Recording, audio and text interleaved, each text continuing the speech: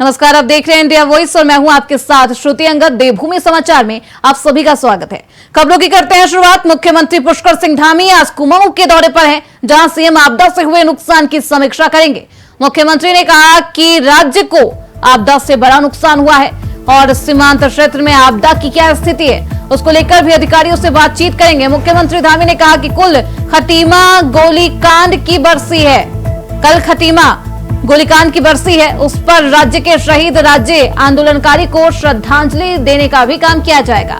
कुमाऊं दौरे पर है सीएम धामी, आपदा से हुए नुकसान की आज समीक्षा करेंगे, अधिकारियों से बातचीत करेंगे और तमाम दिशा निर्देश भी देते हुए नजर आएंगे।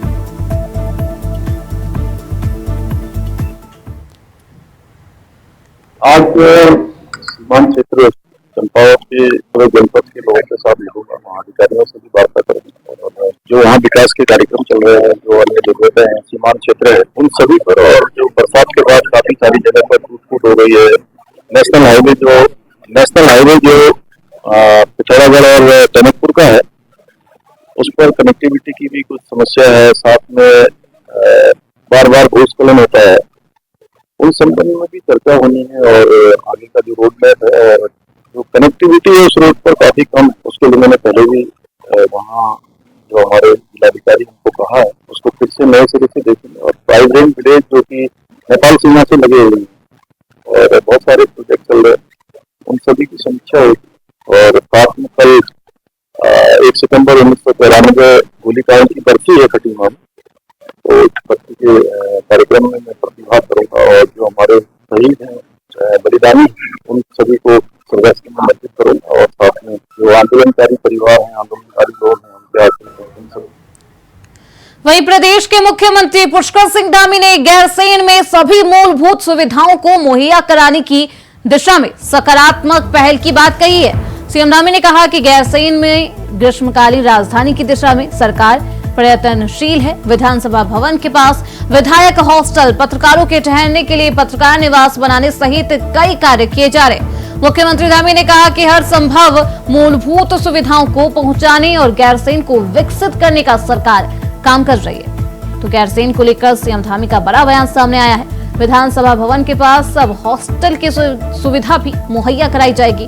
हॉस्टल बनाया जा रहा है, विधायकों के लिए बनाया जाएगा ये हॉस्टल, पत्रकारों के लिए भी पत्रकार भवन का निर्माण किया जाएगा। गैरसैंण को लेकर हम पूरी तरह से प्रतिबद्ध हैं और इस बार हमने वहाँ पर भराड़ी देवी का मंदिर है, गैरसैंण विकास परिषद जो है उसमें धनराशि स्वीकृति है, पत्रकारों के लिए भवन है, हमारे आसपास जो बाउंड्री वॉल इत्यादि बनने हैं, अस्पताल वहाँ पर अच्छा बनना है, स्वीकृत बनना है। वहाँ पर सभी जो सुविधाएं हैं ग्रीष्मकालीन राजधानी की जो होनी चाहिए, हम उस दिशा में आगे बढ़ रहे हैं। हमारी प्रतिबद्धता है कि हम क्रमशः धीरे धीरे उन सभी कामों को पूरा करेंगे जो गैरसैंण के लिए।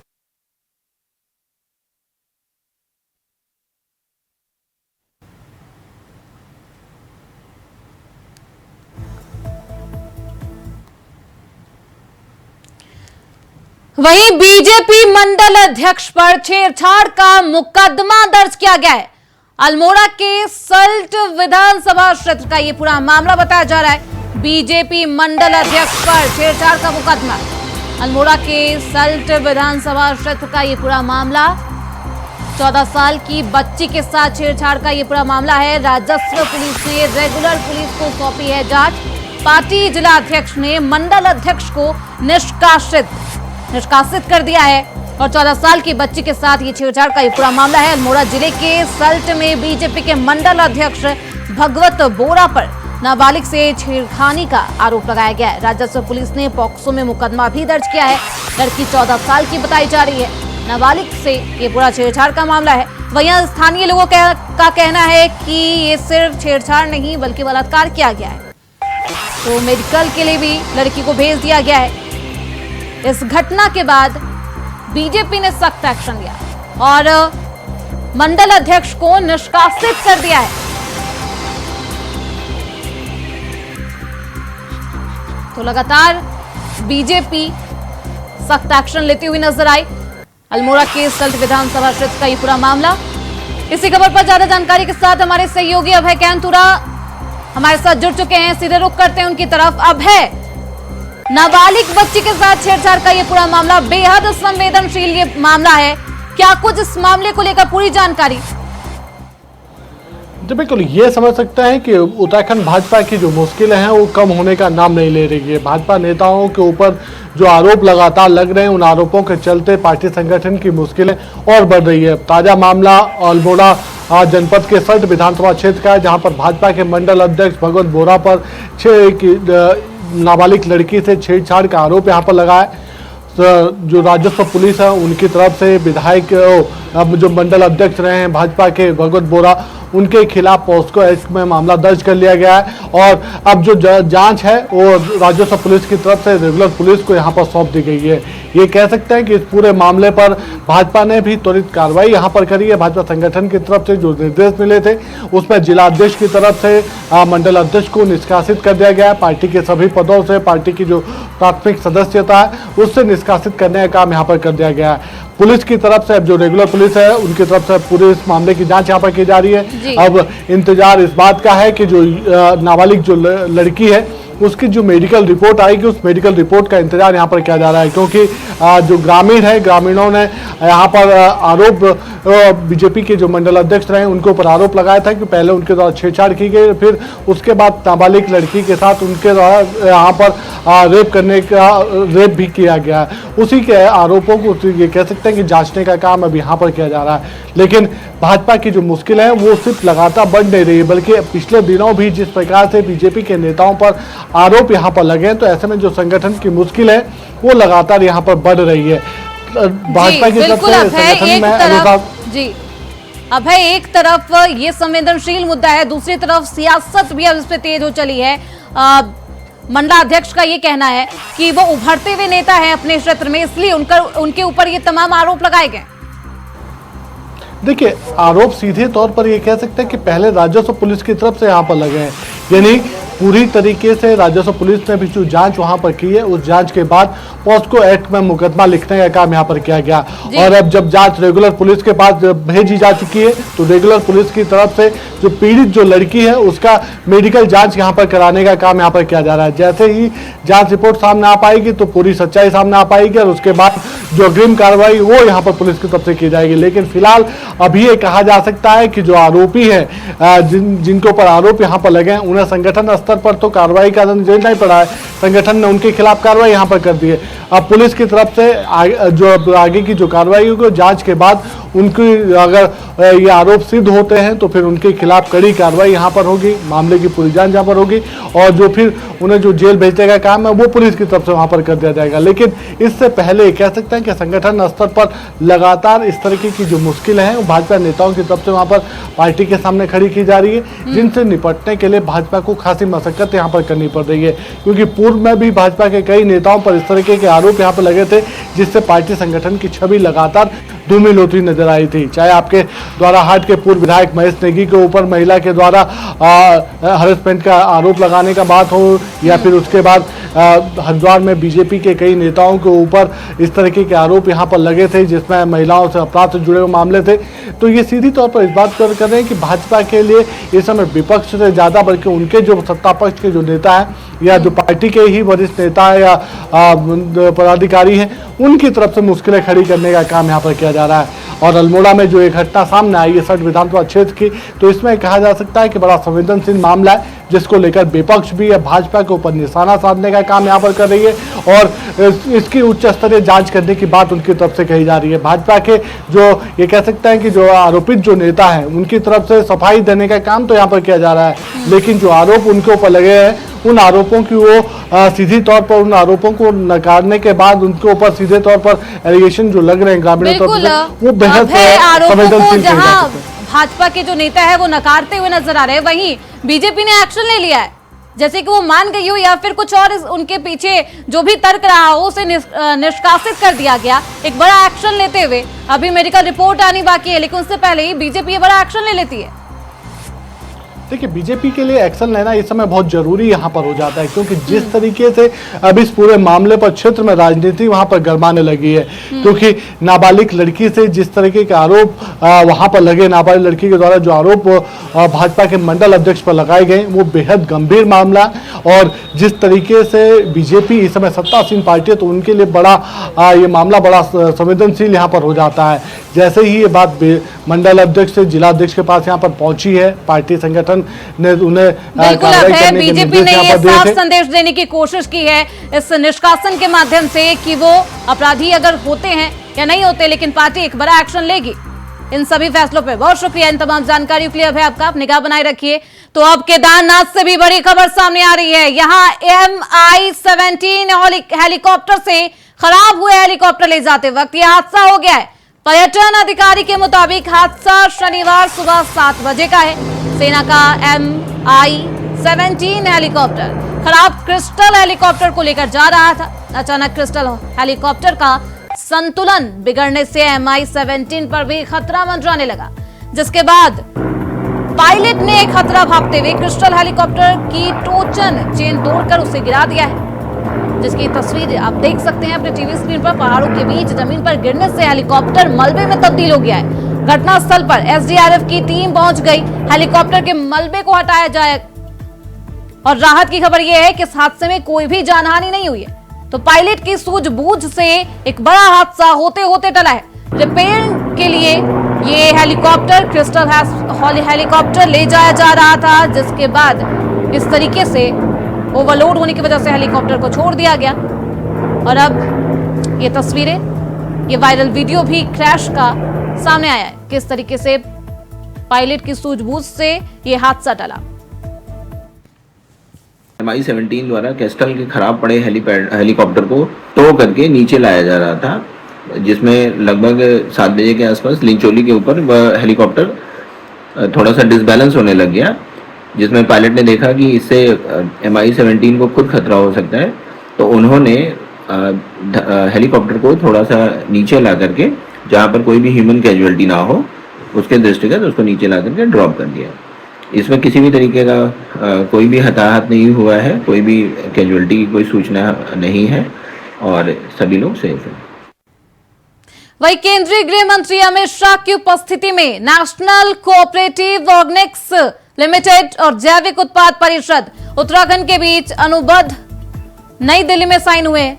पीएम मोदी के भारत को विश्व का सबसे बड़ा ऑर्गेनिक फूड उत्पादन करने वाला देश बनाने में सहकारी समितियों की अहम भूमिका है।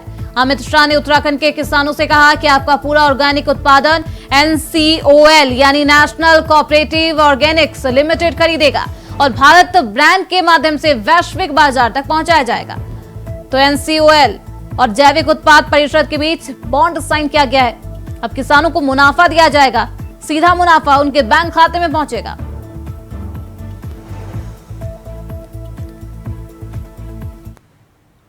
और उत्तराखंड बीजेपी पूर्व मुख्यमंत्री त्रिवेंद्र सिंह रावत के बयान के बाद संगठन की तरफ से सफाई देने में जुटी हुई है।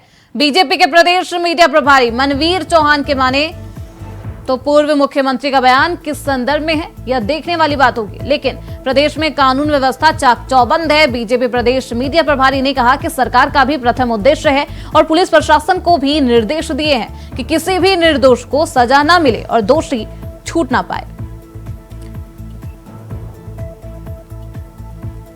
मुझे लगता है हमारी सरकार के द्वारा, भारतीय जनता पार्टी की सरकार में कानून व्यवस्था बिल्कुल चुस्त एवं दुरुस्त है और आदरणीय त्रिवेंद्र सिंह रावत जी हमारे वरिष्ठ नेता हैं। उन्होंने किस संदर्भ में बोला इसका विस्तार से वही बता पाएंगे, लेकिन प्रदेश के अंदर कानून व्यवस्था बिल्कुल चुस्त एवं दुरुस्त है और यहाँ पर किसी भी प्रकार से कोई भी घटना होती है उसके तत्काल उस पर कार्रवाई की जाती है। दोषी चाहे कोई भी हो, चाहे बड़ा हो छोटा हो, किसी भी दल का हो, बिना किसी भेदभाव के कार्रवाई की जाती है और हमारी सरकार की प्राथमिकता है कि हमारे प्रदेश के अंदर कोई भी ऐसे अवांछित तत्व न रहे, उसके खिलाफ हमारी सरकार द्वारा अभियान भी चलाया गया है। वहीं हल्द्वानी में जिलाधिकारी और नगर निगम हल्द्वानी के प्रशासक वंदना सिंह ने GGIC इंटर कॉलेज परिसर में नगर निगम के वार्ड नंबर 11 से 20 तक जनता के समक्ष आने वाले समस्याओं के लिए निस्तारण के लिए जन सुनवाई समाधान दिवस का आयोजन किया, जिसमें स्थानीय लोगों द्वारा सैकड़ों समस्याएं बताई गई है, जिस पर जिलाधिकारी ने मौके पर मौजूद संबंधित विभाग के अधिकारियों को तत्काल शिकायतों की निस्तारण करने के निर्देश दिए। इस दौरान लोगों द्वारा सड़क, बिजली, पानी, स्ट्रीट लाइट और विभिन्न समस्याओं से अवगत भी कराया गया। जिलाधिकारी ने बताया है कि नगर निगम के पूरे 60 वार्ड में प्रत्येक हफ्ते 10 वार्डों के हिसाब से जन सुनवाई समाधान दिवस लगाया जाएगा। नगर निगम के जो 60 वार्ड है उसमें हर 10 वार्ड पर एक कैंप के लिए हम लोगों ने रोस्टर बनाया था, जिसमें 1 से 10 वार्ड का कैंप पिछली बार काठगोदाम में हो गया था। आज दूसरा कैंप हम लोगों ने यहाँ किया था, जिसमें काफ़ी सारे लोग 10 वार्डों से अपने अपनी शिकायतें, समस्याएं लेकर आए। कुछ इंडिविजुअल भी आए, ज़्यादातर सार्वजनिक जो समस्याएं हैं वो लोगों ने आज यहाँ उठाए हैं। विभागीय अधिकारियों को निर्देशित भी किया गया है। कुछ लोगों की समस्याओं के लिए विभाग ने जानकारी भी दी है कि कुछ प्रोजेक्ट सैंक्शन हुए हैं, उनके विषय में बताया भी है।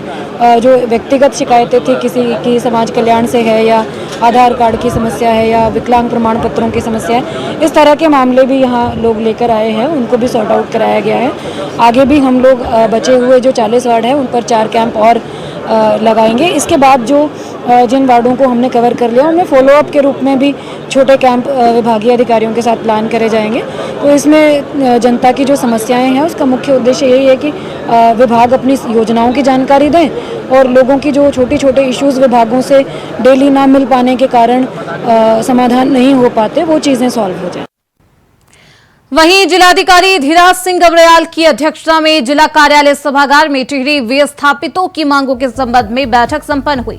डीएम ने कहा कि हमारा प्रयास है कि विस्थापितों को जल्द ही जमीन का अधिकार मिले। उन्होंने कहा कि संपत्ति, निवेश, कृषि उपयोग, निर्माण और विकास, भूमि उपयोगिता के साथ ही बेहतर भूमि प्रबंधन से भविष्य की सुरक्षा भी सुनिश्चित होगी। बैठक में विधायक अनुपमा रावत, एसडीएम और कई अधिकारी भी शामिल हुए। तो विस्थापितों की मांग को लेकर यह बैठक की गई। एसडीएम के अलावा कई विधायक भी इस बैठक में शामिल हुए।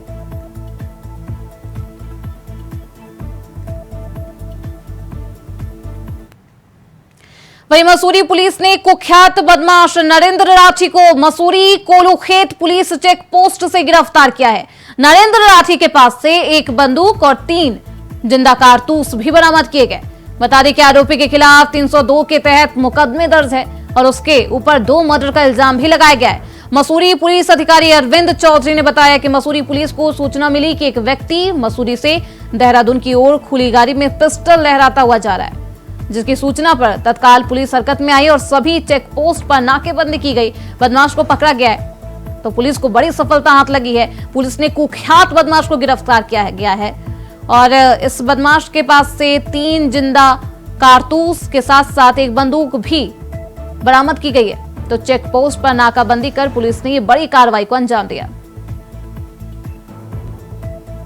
से सूचना मिली कि एक काली स्कॉर्पियो हरियाणा मार्ग गाड़ी मसूरी से नीचे को जा रही है, जिसमें एक व्यक्ति तमंचा लहरा रहा है। उस सूचना में तुरंत पुलिस हरकत में आई और कोल्लू खेत चौकी में बैरियर डालकर सघन चेकिंग शुरू कर दी गई।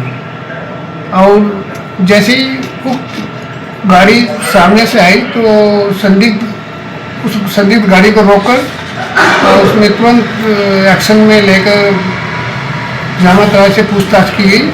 तो उसमें एक व्यक्ति के पास जिसका नाम नरेंद्र राठी था, उसके पास एक तमंचा जिसमें कारतूस लोड था व 2 कारतूस अन्य उससे बरामद हुआ।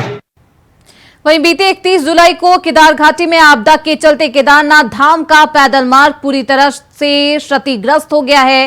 पैदल मार्ग कई स्थानों पर या तो बोल्डर और चट्टान आने की वजह से अवरुद्ध हो गया है या फिर बह गया था। पैदल यात्रा बाधित हो गई थी, लिहाजा सरकार ने युद्ध स्तर पर राहत बचाव कार्य तो चलाया ही, साथ ही पैदल मार्ग को यात्रा के लिए सुचारू करने का काम भी किया। पैदल मार्ग अब काफी दुरुस्त हो चुका है। हालांकि अभी 10 स्थानों पर चुनौती जरूर खड़ी है। हाल ही में मुख्यमंत्री पुष्कर सिंह धामी ने कर्नल अजय कोठियाल को केदारनाथ धाम पैदल मार्ग का जायजा लेने के लिए भेजा था। कर्नल अजय कोठियाल वो शख्स हैं जिन्होंने 2013 की केदारनाथ त्रासदी के बाद केदारनाथ धाम में पुनर्निर्माण से लेकर यात्रा मार्ग सुचारू करने में अहम रोल निभाया था। यात्रा से लौटे कर्नल अजय कोठियाल का कहना है कि यात्रा मार्ग दुरुस्त करने का काम किया गया है। हालांकि पैदल मार्ग में 10 स्थानों पर चुनौती अभी भी जारी है। केदार घाटी में इस बार आई आपदा में 27 लोग लापता हुए थे, जिसमें से 7 के शव मिल चुके हैं और 20 अभी भी लापता बताए जा रहे। तो 7 सितंबर से पैदल मार्ग फिर से सुचारू हो जाएगा और बड़ी संख्या में यात्रियों के पहुंचने की उम्मीद भी जताई जा रही है।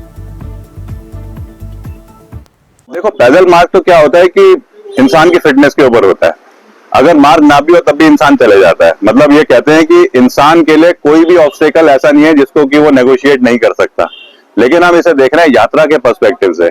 यात्रा के पर्सपेक्टिव में क्या है, जैसे आज भी यात्रा चल रही है, लेकिन 7 सितंबर के बाद में जब बहुत ज्यादा मूवमेंट होता है, तो मान लो आप लगाओ एक कोई जगह है जो कि 3 फीट चौड़ी है, 4 फीट चौड़ी है। अब ऊपर से डंडी गंडी वाले भी आ रहे हैं, नीचे से घोड़े खच्चर वाले भी जा रहे हैं और बुजुर्ग यात्री भी है। एक जगह अगर घोड़े खच्चर और डंडी गंडी वाले ऊपर नीचे आने वाले रुक गए तो बाकियों को भी टाइम लगता है। और जब 5, 6, 7 हजार लोग होते हैं तो वो एक यात्रा का मूवमेंट जो है उसको बनाने के लिए रास्ते का चौड़ीकरण उन लिमिटेड जगहों पे 10 पॉइंट पे बीच में एसडीआरएफ को प्लेस करना, ताकि कहीं अगर कोई रुकता है या कोई बीमार होता है या किसी को चोट लगती है उसे टाइमली एक फैसिलिटेट करा जाए। और बीच में कहीं पे पानी की व्यवस्था, रहने की व्यवस्था, उनको देखते हुए यात्रा का प्लान करा जाता है। वो एग्जाम्पल दूंगा, मान लो गौरीकुंड एक जगह है जहाँ पे बहुत बड़े पैमाने पे लोग रह सकते हैं, क्योंकि पुराना एक सेटअप है वहां पे सब तरीके का। मान लो लिंचौली एक जगह है जो बड़ी डेवलप हो गई है, तो मान लो लिंचौली के ठीक पहले या लिंचौली के ठीक बाद अगर कोई ब्लॉक होता है तो हम यात्रा को वहां रोक देंगे, क्योंकि लिंचौली में रहने की व्यवस्था है। वहीं मसूरी में असामाजिक तत्वों के हौसले बुलंद है। मसूरी पेट्रोल पंप पर सुबह के समय कुछ अज्ञात व्यक्ति थार में आए और पेट्रोल पंप के कर्मचारी में कार की टंकी को फुल कराने के लिए कहा, और जैसे ही कर्मचारी ने कार में पेट्रोल डालकर टंकी का ढक्कन लगाया, कार चालक वहां से कार लेकर भाग खड़े हुए। वहीं पेट्रोल पंप कर्मचारी को भी कुचलने की कोशिश की गई। हालांकि इस दौरान किसी को भी कोई नुकसान नहीं हुआ, लेकिन बदमाशों के हौसले बुलंद नजर आए। पेट्रोल पंप में इस तरीके से आतंक मचाया है और टंकी फुल करने वाले कर्मचारी को कुचलने की कोशिश भी करते हुए नजर आए। ये आते हैं, डीजल डलवाते, कहते टंकी फुल कर दो। 4,600 रुपये का पूरा डीजल आया और ढक्कन लगाने के बाद जैसे कि मतलब हमने कहते इनसे पेमेंट मांगा, इन्होंने तुरंत गाड़ी स्टार्ट करके फुल स्पीड में गाड़ी लेकर के भाग गए, फरार हो गए। और आगे से मैं बाल बच गया, बिल्कुल मुझे नहीं रोकते हुए निकल जाते हैं। ऐसे में आपने कंप्लेन करी है? बिल्कुल कंप्लेन करी है, पुलिस चौकी में पुलिस वालों को किया है, कुठाल गेट कोलू खेत में किया है, हमारे मालिक साहब ने एसएसपी तक कंप्लेन किया है, मगर अभी कोई सफलता हासिल नहीं मिली। वहीं हरिद्वार क्षेत्र अवैध कॉलोनी पर फिर एचआरडीए का बुलडोजर चला है।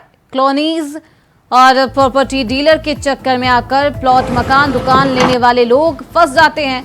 एचआरडीए वैसे लोगों से अपील करते रहते हैं कि बिना एचआरडीए अप्रूव्ड अवैध कॉलोनी में निवेश ना करें, लेकिन बढ़ते मामले को देखते हुए ये कार्रवाई की गई है, बुलडोजर की कार्रवाई की गई है। कॉलोनियों पर कार्रवाई करते हुए कई कॉलोनी पर हरिद्वार रुड़की विकास प्राधिकरण ने कॉलोनी को सील कर दिया है, बुलडोजर चला दिया है, तो बुलडोजर की कार्रवाई की गई है। एचआरडीए का ये बुलडोजर प्रहार जारी है। ठीक है, तो आपका 2021 में क्या हुआ था? हर की पौड़ी कॉरिडोर में अभी बेसिक सर्वे जो हमारा उत्तराखंड शासन द्वारा था वो करवा दिया गया है। इसमें प्रपोजल अभी भारत सरकार को भेजा जाएगा, फिर वहाँ से फंड्स रिलीज होंगे। उसके बाद हम लोग पहले फेज़ में कंसल्टेंसी फर्म के लिए आरएफपी निकालेंगे, जो प्रोजेक्ट के बारे में हमें डिटेल्स विद इन 6 मंथ्स देंगे, और जब वो दे देंगे तो उसकी आरएफपी में जो उनके टर्म्स एंड कंडीशन रहेंगे उसके हिसाब से वो हमें मल्टीपल प्रोजेक्ट्स बताएंगे। उन मल्टीपल प्रोजेक्ट्स का फिर अगले साल की स्टार्टिंग में हम लोग टेंडर करेंगे, and over a period of 1.5 year ये प्रोजेक्ट धीरे धीरे कंप्लीट होते हुए जाएंगे। तो कोशिश होगी कि जो अगला हमारा अर्थ कुमार है उससे पहले ये 100% सारे काम कंप्लीट हो जाएं। इसी के साथ फिलहाल देवभूमि समाचार में बस इतना ही। देखते रहिए इंडिया वॉइस।